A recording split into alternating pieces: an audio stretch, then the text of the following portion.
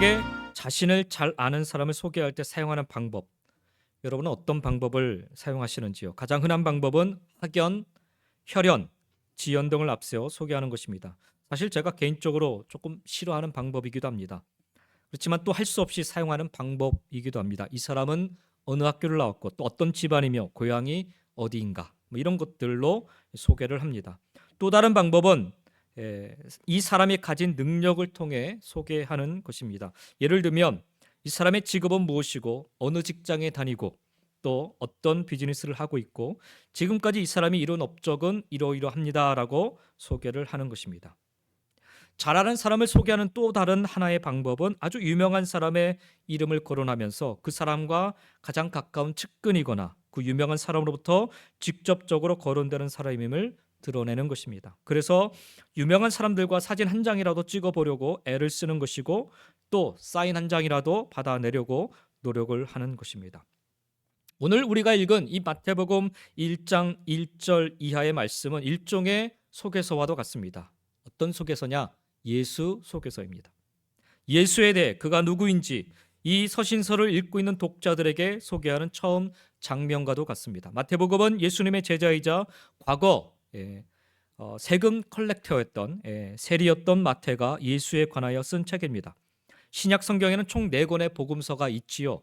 마태복음, 마가복음, 누가복음, 요한복음이 바로 그 4권입니다. 예수님에 관하여 썼다라고 해서 이 복음서라고 이야기를 합니다. 그 중에서도 마태, 마가, 누가복음을 이렇게 가리켜서 예수의 생애를 중심으로 썼다 하여서 공관 복음서라 부릅니다. 공통의 관점으로 서로 다른 독자들을 대상으로 하여 썼다 해서 붙여진 이름입니다. 오늘 우리가 읽은 이 마태복음은 유대인을 대상으로 예수를 소개하고 복음을 증거하고자 쓴 책입니다. 시기상으로는 주후 50년, AD 50년부터 70년 사이에 기록되었다라고 성경학자들은 이야기를 합니다. 이 시기는 로마의 핍박으로 인하여서 그리고 유대인으로부터 받은 핍박으로 인하여 많은 성도들이 흩어져 소아시아 곳곳으로 퍼져나가게 된 상황이었고 또 예루살렘이 멸망을 당했거나 혹 멸망당하기 직전의 그런 상황이었습니다. 예수가 십자가에 달려 죽으신 이후에 많은 이들이 복음을 듣고 또 예수를 믿게 된 상황에서 유대인들도 복음을 듣고 기독교로 개종하는 일들이 빈번히 일어나던 상황이었습니다. 그러한 때에 마태는 유대인들에게 보다 효과적으로 복음을 전하기 위해 이 책을 쓰게 된 것입니다. 이 책을 읽는 독자는 이방인이 아니고 유대인들이었습니다. 그래서 예수를 직접 목격한 이들이 점점 사라져가는 때에 복음의 변질을 막고 또 분명한 복음의 메시지를 전하고자 마태는 이 책을 쓰게 된 것입니다.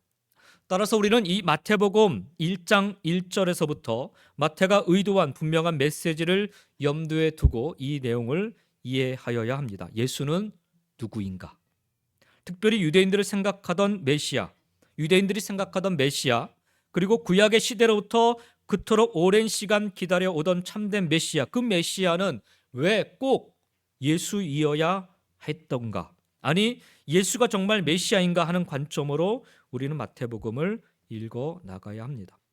바벨론 포로 시대 이후에 그리고 다시금 포로기에서 회복이 되었지만 여전히 로마와 같은 주변 강대국들의 압제에 의해 암울한 민족의 앞날을 바라보면서 이제 곧 오실 메시아만을 간절히 기다리던 유대인들에게 예수 이분이 그토록 우리가 기다려오던 참된 메시아이심을 증거하는 책이 바로 이 마태복음인 것입니다.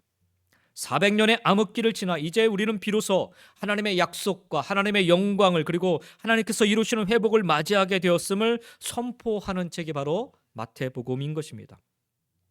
모두가 다 끝이라 생각하는 그 시점에 아직 끝나지 않았음을, 아니 하나님의 언약은 계속되고 있음을 선포하는 책이 바로 이 마태복음인 것입니다. 그래서 우리는 여기 마태복음 1장부터 아주 조심스럽게 읽어 내려가야 합니다. 흔히 성경을 처음 접하는 분들이 큰맘 먹고 신약 성경인 마태복음부터 읽기 시작을 하는데, 혹은 새해를 성경을 읽겠다 굳센 다짐으로 시작을 하는데, 여기 처음 마태복음 1장을 읽다 보면 아주 깊은 단잠에 빠지시는 분들이 종종 계십니다. 낳고 그리고 또 낳고, 무려 40회 이상이나 나와는 아무런 상관도 없는 족보 이야기가 쭉 펼쳐지고 있어요. 그래서 이 족보 이야기를 읽다가 그만 시험에 들어서 성경 읽기를 포기하시는 분들이 계십니다. 그래서 다시 용기 내서 한 달쯤 지난 다음에 창세기로 가보는데 창세기도 채 4장이 지나기 전에 낳고 족보가 이어이어 나옵니다. 그것도 한 번이 아니라 창세기에서는 5장과 11장 후에 여러 번에 걸쳐서 족보가 나옵니다. 낳고 그게 또 바뀌어가지고 죽고. 예. 그래서 그만 성경은 낳고 또 죽다가 끝나는구나 하고 성경을 그냥 탁 덮어버리는 분들도 계십니다. 근데 여러분 생각해 봐야 될 것이 성경에 나와 있는 족보가 만약 아무 무의미한 것들이라면 굳이 하나님께서 이 귀한 지면을 할애해 가면서 오랜 시간 공을 들여서 이 족보들을 기록해 두실 이유가 없을 것입니다.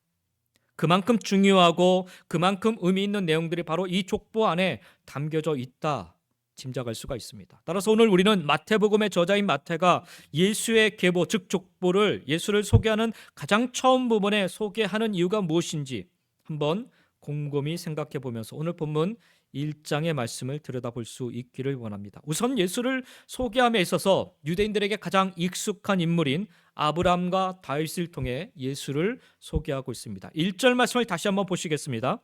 아브라함과 다윗의 자손 예수 그리스도의 계보라라고 말씀합니다. 왜 하필 아브라함이고 다윗일까? 모세도 있고 또 엘리야도 있고 유명한 사람을 들어야 한다면 여러 다른 기준으로 접근할 수 있었을 텐데 왜 하필 아브라함이고 다윗일까요? 유대인들의 관점에서 보면 만일 메시아가 나신다면 그는 반드시 아브라함의 자손이어야 했고 동시에 다윗의 자손이어야 했습니다. 마태는 이러한 유대인들의 그 생각, 그 관점을 이해했으며 예수를 그들의 메시아로 제시하기 위해서 먼저 그분의 혈통적인 기원을 밝힌 것입니다. 그러나 마태는 단순히 예수가 이와 같은 혈통을 가지고 있다 이것만을 밝히기 위해서 이것을 목적으로 해서 이 긴 족보를 기록한 것은 아닙니다. 마태는 이 1장에 나와 있는 이 족보를 접촉점으로 하여서 유대인들에게 전하고 싶은 분명한 메시지를 이 안에 담고 있습니다. 그 중에서 오늘 저는 여러분과 함께 예수의 족보를 통해 마태가 전하고자 하는 하나님의 선택의 섭리와 역사에 대해서 함께 좀 살펴보기를 원합니다. 우선 하나님은 전혀 하나님을 알지도 섬기지도 않을 법한 갈대와 우르라는 곳에 사는 아브라함을 선택을 합니다. 더더군다나 그는 자식도 없는 자식을 낳을 수 없는 환경 속에 살고 있던 사람입니다. 최소한 하나님의 구원의 역사를 이루기 위해 선택을 하셔야 했다면 최소한 자녀라도 많이 나올 수 있는 그런 생물학적 번성함의 조건을 갖춘 자를 선택하셔야 했을 것입니다. 우리 인간적인 생각으로 생각하면 굳이 저희 교회에서 그와 같은 인물을 찾으신다면 지금까지의 그 결과로만 따져보면 윤돈희 집사님과 또 이기호 장로님이 아주 유력하십니다. 이 두 분은 현재까지 3명의 자녀를 두고 계시기 때문입니다. 현재까지죠. 모르죠. 또 이 말씀을 들으시고 분발하셔서 또 다른 자녀를 두게 되실지. 또 그리고 우리 여기 젊은 가정들이 계시지만 아직 창창한 그런 가능성들이 있습니다. 그렇기 때문에 이왕이면 하나님께서 만약에 이 역사를 이루시길 원하신다면 생물학적으로 좀 번성할 수 있는 사람을 택하시는 게 맞을 것 같아요. 그런데 하나님의 선택은 정반대의 조건을 가진 자였습니다. 아브라함이 가진 것이라곤 그저 하나님을 신실하게 섬길 줄 아는 자였습니다. 하나님의 명령에 올곧게 순종할 줄 아는 자였습니다. 그런데 그게 하나님의 구원의 역사, 언약의 역사를 이룰 아주 중요한 조건이었다라는 것이죠. 자기가 가지고 있는 능력이 아니라 자신의 환경이나 특출난 배경이 아니라 그저 하나님 한 분만으로 만족할 줄 아는 자, 하나님의 인도하심만을 바라며 살아가는 모습, 그게 다였다라는 거예요. 그 당시 아브라함이 자녀가 있었던 것도 아닌데 하나님 입장에서는 얼마나 리스크가 큰 선택이었겠습니까? 이 친구를 선택했다가 덜컥 죽기라도 한다면 그 당시 아브라함의 나이가 75세였어요. 이것을 감안한다면 위험 부담이 커도 엄청나게 큰 선택이 아닐 수가 없습니다. 겁은 또 얼마나 많았어요, 아브라함이. 애굽으로 가뭄이 와서 애굽으로 내려가는데 자기 아내가 아주 예뻐요. 한 미모해요. 우리 우리 남편 되시는 분들 자기 아내를 다 한미모하신다고 다 생각하시잖아요. 이럴 때 아멘을 크게 하셔야 돼요. 예, 그래야 한 해를 평안하게 사실 수 있습니다. 예. 한미모하고 있는 자신의 아내 사라를 위해 자기 생명이 위태로울까봐 나름 방도를 세운 게 자기 아내를 누이라고 속이죠. 아브라함은 매사에 이렇게 속 좁게 답답하게 사는 그런 사람이었습니다. 그런데도 하나님은 아브라함을 선택하셨습니다. 그리고는 그의 믿음 속에 하나님의 능력으로 자녀의 축복을 허락하셔서 하나님의 구원의 언약의 역사를 이루어 가셨습니다. 이것이 하나님의 선택이었습니다. 야곱은 어떤가요? 오늘 우리 족보에 나와 있는 야곱은 아무리 생각해봐도 정상적인 사람은 아닌 것 같습니다. 장자권을 얻기 위해 형을 속이고 같은 핏줄임에도 불구하고 아버지마저 속이는 어떻게 보면 파렴치한이 바로 야곱이 아니었는가 그런 생각이 듭니다. 그런데 그런 야곱을 하나님은 구원의 언약의 역사를 성취하기 위해 선택하십니다. 일찌감치 어머니 뱃속에서 있을 때부터 선택하셨는데 그는 결국 도망쳐서 하란으로 가버리지요. 평생 도망자요, 방랑자요, 나그네로 살 수밖에 없는 그런 인생이었습니다. 그런데도 하나님의 선택은 바뀌지 아니합니다. 무엇이 그토록 하나님의 선택이 유지되도록 이끄셨는가? 아무리 생각해 보아도 그가 잘한 것 하나, 그것은 그 어려움 중에도 베들에서 돌단을 쌓고 하나님께 예배드린 것밖에는 찾을 수 없어 보입니다. 야곱은 예배하는 자였습니다. 그리고 한 가지 더 찾는다면 약곡강가에서 하나님과 처절하게 씨름하며 하나님께 간절하게 매달리는 그런 기도하는 자였다라는 거예요. 근데 하나님은 속이는 자 야곱을 통해 하나님의 구원의 언약의 성취를 이룰 자로 선택을 하셨습니다. 하나님의 선택입니다. 또한 유다를 보면 야곱의 자녀 중에 유다, 요셉이 아니라 왜 유다였을까? 지금 메시아가 나올 그 족보를 지금 하나하나 지금 뭐 다는 아니지만 살펴보면 아브라함, 야곱 또 유다로 이렇게 가지 않습니까? 왜 요셉이 아니라 야곱의 아들 중에서 유다여만 했을까요? 사실 야곱이 사랑하고 아끼는 자녀는 당연히 요셉이었습니다. 그리고 야곱의 집안을 구원한 사람도 일찍이 형들의 모의에서 애굽으로 노예로 팔려갔지만 나중에 애굽의 총리가 된 요셉이었습니다. 나중에 보면 야곱이 자녀들을 축복할 때를 보면요, 요셉의 가문은 다른 형제들에 비해서 2배나 되는 축복을 받는 것을 보게 됩니다. 그런데 왜 하나님은 요셉이 아닌 유다를 선택하신 것일까요? 힘으로나 보나 지혜로 보나 성품으로 보나 섬김과 헌신으로 보나 하나님의 선택에 가장 적합한 인물은 야곱의 자손들 중에서 가장 적합한 인물은 유다가 아니라 요셉이어야 하지 않았을까요? 근데 하나님은 왜 그 좋은 요셉을 놔두고 어찌 보면 부끄러운 가문의 유다를 택하셨던 것일까? 유다는요, 그의 인생을 보면 하필 큰 아들 엘을 다말과 결혼시키자마자 그 아들이 죽고 말아요. 그래서 그때 당시에 이제 자손을 낳아야 되기 때문에 둘째 아들 오난을 통해서 이 다말과 동침하게 해서 자녀를 낳아 가문을 이어가려 합니다. 그런데 그 둘째 아들마저 죽고 맙니다. 그래서 덜컥 유다가 이제 겁이 난 거예요. 이 가문의 대가 끊길 그런 위기가 찾아온 거죠. 그래서 며느리 다말을 친정집으로 돌려보냅니다. 말로는 막내가 어리니까 그가 장성할 때까지 기다리라는 것이었지만 사실 소박 맞아서 쫓겨나는 것과 같았습니다. 그렇게 약속을 잊고 지내다 결국에 유다가 실수로 다말과 하룻밤을 보내게 됩니다. 자기 며느리와.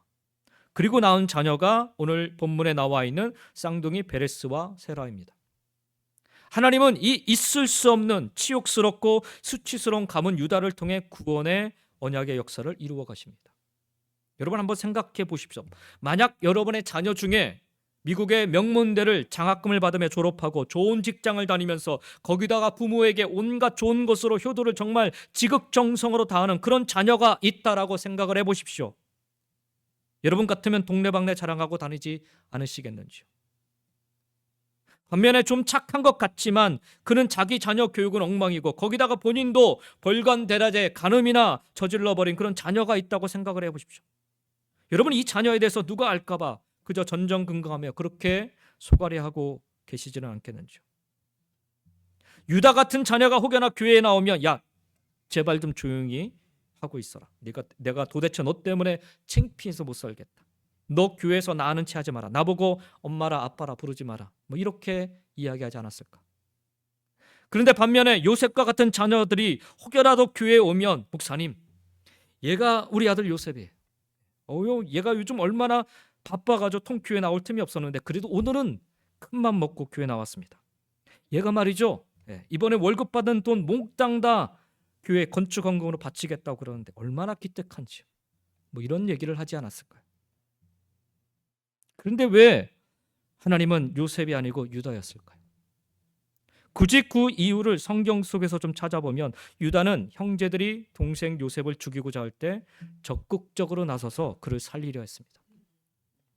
또한 유다는 도적의 누명을 쓰고 애굽에 억류될 위기에 처한 자기의 마지막 동생 베냐민을 위해서 내가 대신 종이 되어 애굽에 남겠다라고 자청을 하였습니다. 그리고 며느리 다말과의 동침하는 이 죄악을 범한 뒤에는 얼마든지 다말을 없애든지 아니면 얼마든지 이것을 무마하고 넘어갈 수 있는 힘과 재산과 여러 가지 능력이 있음에도 불구하고 내가 틀렸다, 다말이 옳았다라고 하면서 자신의 잘못을 깊이 뉘우치고 공개적으로 회개하며 그렇게 돌이키는 삶을 살았습니다. 반면 요셉은 참 잘했는데요. 마지막 야곱이 자기 자녀들을 축복하는 순간에 요셉이 보인 행동이 내내 아쉽습니다. 요셉은 아버지 야곱이 자신의 두 아들들에게 축복하기 위해서 그들의 머리에 손을 얹자 화를 내면서 아버지의 행동이 옳지 않음을 지적합니다.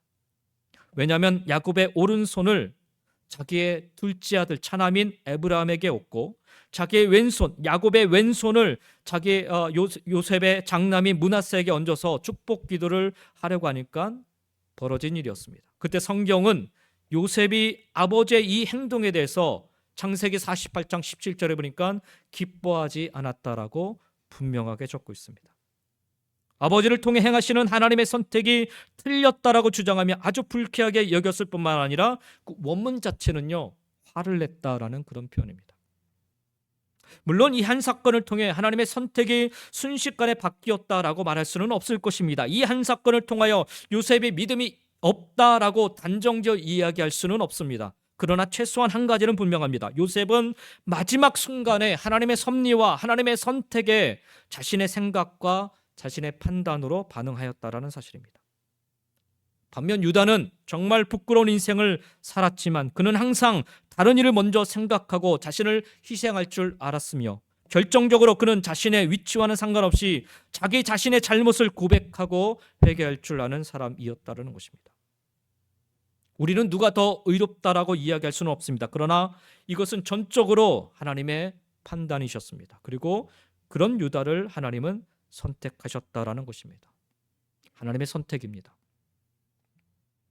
끝으로 오늘 족보 속에 나오는 마태복음 족보에서 유독 눈에 띄는 부분이 한 가지가 있는데 그것은 여인들이 등장을 하고 있다라는 말입니다.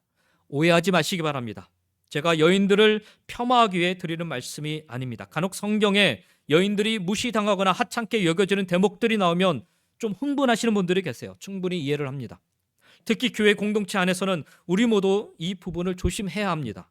사도 바울이 고린도전서 14장 34절에 교회 안에서 여자들이여 잠잠하라 라고 이야기했다고 해서 무턱대고 이것을 우리 교회 안에 적용했다가는 큰일 납니다.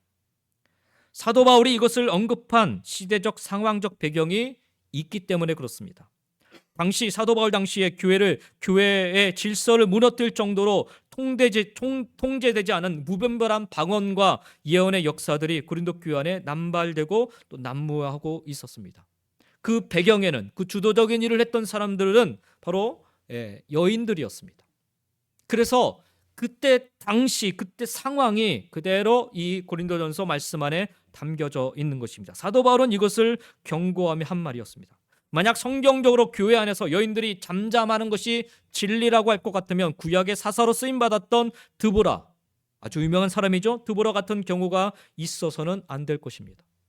구약의 드보라는 되고 신약의 여인들은 안 된다라고 한다면 성경 스스로가 상충되는 그런 모순을 갖게 되기 때문입니다. 그러면 더 이상 성경을 진리로 받아들일 수 없게 됩니다. 그런 의미로 오늘 마태복음 1장에 나오는 이 여인들, 사실은 굳이 있을 필요가 없고, 아니 사실 없어야 되는 그런 여인들의 그 모습들이 오늘 여기에 나오고 있어요. 그래서 이 마태복음 1장에 나오는 여인들을 바라보는 시각이 자칫 부정적인 시각이 되지 않기를 원합니다. 만약 여인들이 이 마태복음의 족보에서 아주 중요한 역할을 하고 있다면 사실 아브라함의 아내인 사라가 가장 우선적으로 언급이 되어야 했을 것입니다. 근데 사라는 언급이 되지 않습니다. 이삭의 아내 리브가는 어떤가요? 야곱의 아내들인 레아와 라헬도 빼놓을 수는 없을 것입니다. 모두가 다 쟁쟁한 열국의 어미들이 아닐 수가 없습니다. 그럼에도 불구하고 성경은, 마태는 그 쟁쟁한 여인들의 이름은 다 생략한 채 보시면 유독 부끄러운 모습의 여인들의 이름을 여기 마태복음 족보에 나열하고 있습니다. 아까도 말씀드렸듯 다말은 시아버지와 간음을 한 여인입니다. 살몬, 그 당시 대제사장 아론의 장인인 아비나답의 손자인데요. 살몬의 아내 라합은 어떤가요? 이스라엘의 가나안 땅을 차지하기 전 여리고성을 정탐할 때 정탐꾼들을 숨겨주었던 여인이 라합입니다. 그런데 이 라합의 원래 직업은 기생이었다라고 성경은 적고 있습니다. 다말이나 라합은 그 당시 기준으로 보면 둘 다 부도덕한 여인들이었습니다. 그리고 둘 다 역시 이방인들이었습니다. 다말은 원래 가나안 여인이었고 라합은 우리가 잘 아는 것처럼 여리고에 살고 있었던 가나안 여인이었습니다. 아브라함의 그 핏줄을 아주 중요하게 여기던 유대인들로서는 당혹스러운 역사적 사실이 아닐 수가 없습니다. 상황적으로는 이방인인 로마인들에게 굽신거릴 수밖에 없는 그런 처지였지만 그래도 늘 항상 가슴속에 깊이 품고 자랑스럽게 여겼던 선민의식이 있었기 때문에 이방인들을 천하디천한 개취교까지 해가면서 유대인인 자신들의 그 현실과 처지를 그나마 위로받으며 견디며 살고 있었을 것입니다. 그런 강한 선민의식 속에서 메시아를 기다려온 유대인들에게 당신들이 기다려온 메시아가 실상 어떠한 뿌리에서 나오게 되는가를 마태는 적나라하게 파헤쳐 설명을 하고 있는 것입니다. 또 다른 여인인 룻은 어떤가요? 다윗의 할머니가 되는 위치에 있는 여인이 바로 룻입니다. 대다수 많은 이들은 다윗이 보아스와 오벳과 이새로 이어져 내려오는 신앙의 뿌리라 여겼을 것입니다.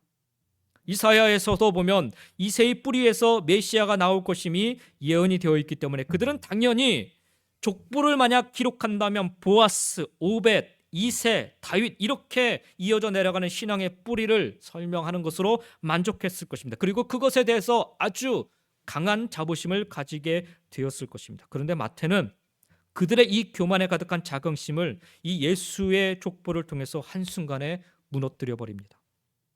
보아스는 이방인이자 기생이었던 살몬의 아내 라합을 통해 낳은 아들이다. 그리고 보아스의 아들 오벳은 이방 민족이었던 모압 족속의 여인인 룻을 통해 낳은 아들이다. 모압은 우상숭배 대표적 나라 중에 하나였죠. 이스라엘을 끊임없이 괴롭혔던 족속 중에 하나였습니다. 그러니 그토록 유대인들의 그 자랑스럽게 여기던 다윗의 뿌리를 마태는 공교롭게도 이 두 여인의 이름을 등장시킴으로 여지없이 그들의 기대를 깨트려버리고 맙니다. 그리고 오늘 이 족보 안에 또 하나의 여인이 등장을 합니다. 바로 솔로몬의 어머니를 언급하면서 다윗의 아내로 밧세바를 이야기를 하는데요. 마태는 이번에는 아예 밧세바의 이름 대신에 성경에 보면 우리아의 아내였던 밧세바를 통해 솔로몬을 낳았다라고 선언해 버립니다. 6절 말씀을 보십시오. 이셀은 다윗 왕을 낳으니라. 다윗은 우리아의 아내에게서 솔로몬을 낳고, 그리고는 언제 그랬냐는 듯이 이 이후의 말씀에 보면 솔로몬은 르호보암을 낳고 르호보암은 아비야를 낳고 하면서 정상적인 족보의 흐름을 이야기합니다. 사실 여기 족보에 나와 있는 이 여인들의 이름을 유대인들이 들었을 때 충격 그 자체였을 것입니다. 아브라함으로부터 다윗에 이르는 족보는 유대인들의 자랑이자 커다란 자긍심이 아닐 수가 없습니다. 일종의 선민의식에 깊이 뿌리내리고 있는, 감히 누구도 함부로 다룰 수 없는, 함부로 건들 수 없는 그런 일종의 성역과도 같은 것입니다. 그래서 6절에 보면요, 다윗을 그냥 다윗이라 얘기하지 않고 다윗 왕으로까지 특별하게 언급을 하고 있는 것입니다. 그런데 마태는 보란듯이 다윗이 왕이다라고 선언함과 동시에 그 이후로 다윗의 후손들이 어떻게 흘러가게 되는지를 설명하는 가장 중요한 첫 단추를 다윗은 솔로몬을 낳고가 아니라 다윗은 밧세바를 통해 솔로몬을 낳고도 아닌 다윗은 우리아의 아내에게서 솔로몬을 낳고라고 적고 있는 것입니다. 이 글을 지금 누가 읽는다고 했어요? 유대인들이 읽고 있는 거예요. 이방인들이 읽고 있는 거면 이렇게 써도 상관은 없어요. 근데 유대인들에게 지금 이 글을 쓰면서 마태는 이렇게 지금 적고 있는 거예요. 돌맞을 각오하고 지금 적고 있는 겁니다. 의도가 무엇일까요? 이 표현 자체, 다윗은 우리아의 아내에게서 솔로몬을 낳고, 이 표현 자체는 다윗은 밧세바를 성적으로 범하여 간음죄를 저지른 자일 뿐만 아니라 그는 자신의 충직한 부하인 우리아를 죽인 살인자라는 사실을 버젓이 이 족보 안에서 밝히고 있는 것입니다. 그래서 이 족보를 접하고 있는 유대인들은 가히 충격에 빠져 입을 다물지 못하는 멘붕에 빠지고야만 상황이었을 것입니다. 아브라함으로부터 다윗에 이르기까지, 그리고 다윗으로부터 지금에 이르기까지 다윗 중심으로 생각해 보면 다윗이 엄청나게 뛰어난 사람이고 다윗이니까 가능하지 하는 그런 마음이 가득한 유대인들에게 마태가 묻는 거예요. 정말 그럴까? 다윗이 그럴 만한 자격이 있어서 하나님이 그에게 그의 왕권이 영원할 것이라 약속한 것일까? 이런 질문을 지금 던지고 있는 것입니다. 실상 다윗까지 오는 내내 엄밀히 따져서 신앙의 뿌리가 끊어질 위기가 한둘이 아니었어요. 다말에게서 낳은 자녀가 그 영광스러운 로열 패밀리인 다윗의 뿌리가 되다니, 아니 기생 라합에게서 낳은 자식이라니, 모압 족속인 이방인 여인 룰에게서 낳은 자식이라니, 그것도 정상적인 가정도 아닌 기업 물을 자를 통해서 겨우 자녀를 얻게 되었으니 할 수 있는 말입니다. 다윗의 아들 솔로몬의 경우는 사실 더 비참하지요. 간음죄, 거짓말에 나아가 살인죄까지 십계명을 한두 가지 범한 게 아니었어요. 솔로몬을 낳기까지. 이러함에도 하나님이 이들을 선택하신 의도가 무엇일까요? 물론 다말이 보여준 신앙적인 행동이 있을 것입니다. 기생 라합이 보여준 믿음의 행동이 있을 것입니다. 오늘은 이 시간상 이 모든 것들 다 다룰 수는 없습니다. 그러나 오늘 마태가 예수의 족보에 이와 같은 사실을 적시한 분명한 이유가 있습니다. 그것은 바로 예수의 탄생을 도무지 믿지 못하겠다라는 사람들 때문입니다. 바로 마리아 때문에 그 이전에 4명의 여인들이 특별히 언급되었던 것입니다. 1장 16절 말씀을 우리가 읽었는데 다시 한번 보시기 바랍니다. 야곱은 마리아의 남편 요셉을 낳았으니 마리아에게서 그리스도라 칭하는 예수가 나시니라. 그리고 이어지는 18절 말씀에 보면 예수 그리스도의 나심은 이러하니라. 그의 어머니 마리아가 요셉과 약혼하고 동거하기 전에 성령으로 잉태된 것이 나타났더니 말씀합니다. 이 당시 많은 사람들, 많은 유대인들은 예수의 어머니 마리아가 누군지를 다 익히 알고 있던 상황이었습니다. 목수인 요셉의 아내 마리아라니, 가당치도 않는 일이다, 아니다라는 거죠. 그것도 처녀의 몸으로 메시아이신 예수를 낳았다라니. 예수가 메시아이심에 대한 의심의 눈초리는 어느새 그의 부모인 요셉과 마리아의 출신 성분에까지 미치고 있었던 것입니다. 아예 이것을 부인하고자 유대인들은 조직적으로 대응하고 있었습니다. 그리고 그런 흐름에 흔들리는 사람들을 향해 마태가 지금 던지고 있는 질문입니다. 정말 그러냐? 메시아는 정말 완전하고 흠이 없는, 모두가 인정할 만한 그런 신앙의 뿌리에서 나와야 하는 것이냐? 그것이 정말 하나님이 택하신 방법인 것이냐? 정말 너희들은 그렇게 생각하느냐? 정말 그렇게 해야만 너희들이 믿을 거냐? 이 족보를 통해 마태는 지금 묻고 있는 것입니다. 그러면 다윗이 있기까지의 그 뿌리는 어떤가? 너희들이 한번 봐야 되지 않냐? 다말은 어떻게 설명할 거냐? 라합은 어떻게 설명할 거야? 룻은, 우리아의 아내였던 밧세바는 어떻게 설명할 수 있어? 그들을 선택하신 하나님의 선택은 어떻게 설명할 수 있는데? 그들이 자격이 있어서 다윗의 뿌리로, 언약의 뿌리로 하나님이 선택하신 것일까? 사람들은 시아버지와 불륜을 저지른 다말, 그저 몸을 파는 여인이었던 기생 라합, 우상 숭배로 찌든 이방 땅 모압의 가난한 여인 룻, 남편이 죽임을 당했음에도 다윗 곁에 머물며 다윗의 자녀를 낳은 가늠한 여인 밧세바 정도로 사람들의 머릿속에는 기억될 것입니다. 그런 고정관념으로 예수는 목수의 아들, 근본도 모르는 처녀의 몸에서 태어난 자, 그런 자가 무슨 메시아가 될 자격이나 된다라고 떠들며 사람들은 도무지 믿지 않으려 했던 것입니다. 그래서 마태는 이 귀한 시간에 이 소중한 지면을 통하여 복음을 꼭 들어야 하는 유대인들에게 돌맞을 각오하고 목숨을 걸고 외치고 있는 것입니다. 하나님의 선택은 은혜라는 거죠. 아브라함이 잘나서가 아니고 다윗이 잘나서가 아니라 하나님의 선택은 그저 은혜로밖에는 달리 설명할 길이 없다라는 거예요. 하나님의 선택은 혈통의 문제가 아니고 신분이 문제가 아니라 오직 하나님의 은혜 안에 있다라는 사실입니다. 사실 마태복음의 족보는 14대 세대씩 총 3세대로 나눠져 있습니다. 아브라함으로부터 다윗까지, 다윗으로부터 포로기 이전까지, 그리고 포로기 이후부터 예수님 때까지, 특별히 바벨론 포로기 시대부터는 다윗 왕조가 끝이 났다고 여기던 시대였습니다. 근데 하나님은 이 족보를 통해서 하나님의 언약은 끝나지 않았다라고, 계속되고 있었다라고 설명을 하고 있습니다.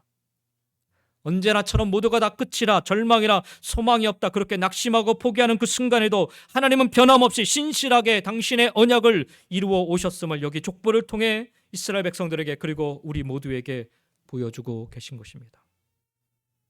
그렇습니다. 하나님의 선택은 언제나 옳으셨고 하나님의 선택은 언제나 신실하셨습니다. 택하신 그 사람이 항상 옳고 의롭고 완전해서가 아닌 것입니다. 하나님의 선택이었기 때문입니다. 우리가 아무리 부족하여도, 우리가 아무리 불완전하여도, 우리가 아무리 죄인이어도, 우리가 아무리 연약하여도 하나님의 선택은 항상 선하십니다. 왜 하나님은 이렇게 선택하셨을까요? 왜 하나님은 아브라함을 택하셨고, 왜 하나님은 야곱을 택하셨으며, 왜 하나님은 유다를 택하셨을까요? 왜 하나님은 다말을, 라합을, 룻을, 그리고 밧세바를 택하셨을까요? 그것은 바로 예수 그리스도를 통해 이루실 사명 때문이었습니다. 우리 모두를 구원할 사명 때문인 것입니다. 하나님의 사랑 앞에서는 이 세상에 구원받지 못할 리가 아무도 없다라는 사실을 밝히기 위해서입니다. 하나님의 선택 앞에서는 이 세상에 선택받지 못할 리가 아무도 없다라는 사실을 분명히 선언하기 위해서입니다. 하나님께서는 그 사랑으로 저와 여러분을 선택하여 주신 줄 믿습니다. 잘나서인 줄 알았는데 사실 아브라함처럼 아주 가능성이 희박했기 때문에 하나님은 저와 여러분을 선택하셨어요. 똑똑해서인 줄 알았는데 야곱처럼 여전히 속이고 감추고 못난 짓만 해서 하나님은 저와 여러분을 선택하신 것입니다. 요셉처럼 잘난 인생이 아니라 유다처럼 참 보잘것없는 인생이어서 하나님은 저와 여러분을 선택하신 것입니다. 다말처럼 불륜이라도 저질러 인생 살아야 한다는 절박함밖에 남지 않았기 때문에 하나님은 저와 여러분을 선택하셨어요. 라합처럼 내 몸뚱아리 하나 팔아서라도 살아야만 하는 그런 간절함밖에 없어서였습니다. 이방인으로 거지처럼 떨어진 곡식밖에 줄 모르는 힘없고 가난한 인생이었기 때문에 하나님은 저와 여러분을 택하여 주셨습니다. 남편이 죽는 순간에도 강압에 의해, 권력에 의해 힘없이 무너져 주저앉을 수밖에 없는, 그렇게라도 살아야 하지 않은 그 나약한 밧세바와 같은 인생이었기 때문에 하나님은 저와 여러분을 택하여 주셨습니다. 그런 여러분, 우리가 어떤 모습으로 살아야 되겠습니까? 감사 또 감사밖에 없겠지요. 사랑하는 성도 여러분, 은혜 때문에 하나님이 나를 택하여 주셨음을 기억하시기 바랍니다. 이 족보에 나와 있는 이 사람들이 있었기에 하나님의 구원의 언약이 성취될 수 있었습니다.